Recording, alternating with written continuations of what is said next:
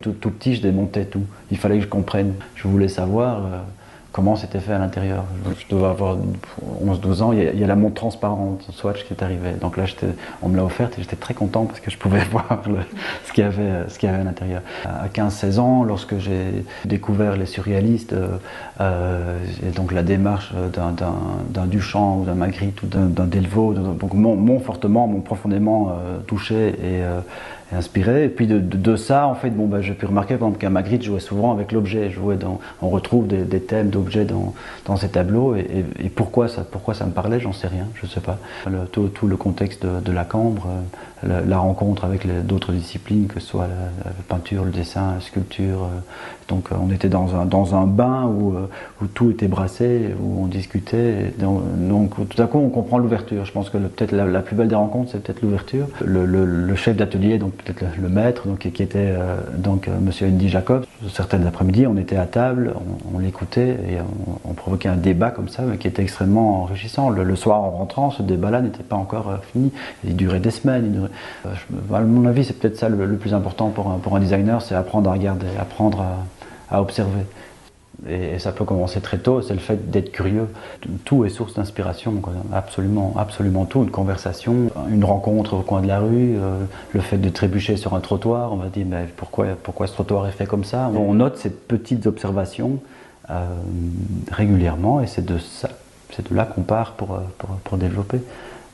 C'est très important d'avoir de la place, je dirais quand même quelques mètres carrés, parce qu'on a tendance, avec ce métier ou cette vie, à collectionner absolument tout, toute matière, tout est source d'inspiration, donc on collecte des objets tous les jours, on ramasse une feuille dans la rue, on ramasse un caillou par-ci, tout ce qui peut quelque part de près ou de loin inspirer, on le ramasse. Par moment on a besoin d'être hyper pragmatique, très organisé, donc là il y a une pièce qui est un peu la cellule, le centre névralgique où il y a l'ordinateur, tous les contacts, toute la base de données, donc c'est une première pièce, ça nécessite une seconde pièce qui elle va contenir toutes sortes d'objets, de bouquins, de matériaux, même peut-être de la musique qui peut tout à coup inspirer d'une manière ou d'une autre. Ensuite, une troisième espace, une matériothèque, donc on collectionne de nouveau toutes les techniques, tous les matériaux, le type d'usinage de chaque matériau pour les répertorier. En tant que designer industriel, je peux me mettre au service d'une firme, d'un client. Et mais là, forcément, il y a une part d'analyse et on essaie de répondre à la demande, de répondre au maximum au cahier des charges du client et en même temps d'apporter une plus-value. Donc c'est terre à terre, on répond à bureau d'études et on répond à... Ça représente la moitié de mon travail. L'autre moitié, c'est une recherche vraiment personnelle, un parcours personnel. On cherche, on fourmille, on prend des notes. C'est rencontrer, avoir l'envie de faire, je sais pas moi, une paire de chaussures et commencer à la dessiner ou à essayer de l'améliorer, de trouver le petit plus ou la petite différence ou le geste que je peux ou le zeste que je peux injecter dans cet objet. Je sais que je peux après remettre certaines rondeurs, je peux dépasser le cadre de travail, mais le minimum pour moi pour un objet, c'est quand même qu'il fonctionne. Voilà, maintenant je ne cours plus. Je travaillais comme designer intégré à une équipe dans une société de luminaires. Il y avait Martin Van Severen qui arrivait avec une collection de luminaires.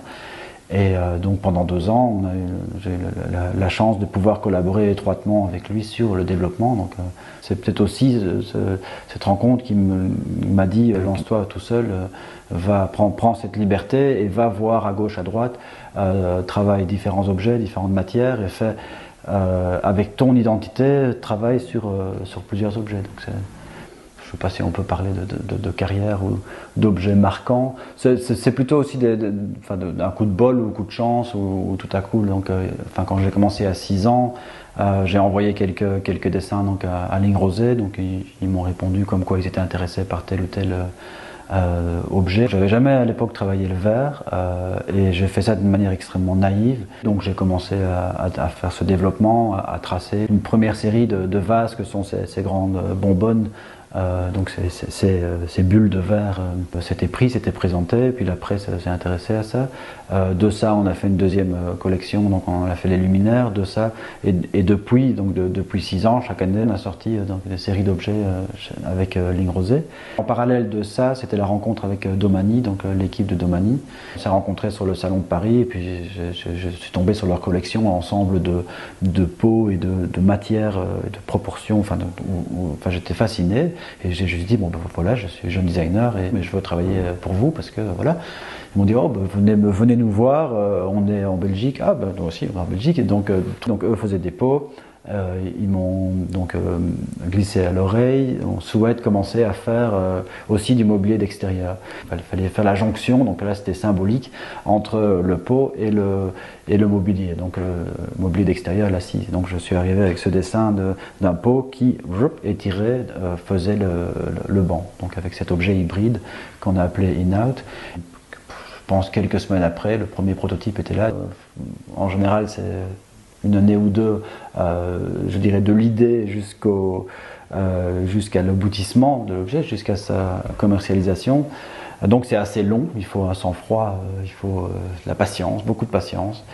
Pour chaque objet que j'approche ou pour chaque demande qu'on me fait, j'ai des boîtes. J'arrive souvent avec cette boîte chez le client. Je vide cette boîte et dedans, il y a 36 objets d'inspiration. Donc ça commence par ces objets d'inspiration et après ça devient les premières maquettes, les échantillons de matière, les premiers prototypes et puis jusqu'à l'objet final. Donc après 2 ans, quand tout est fini, ben, la boîte peut être classée ou archivée.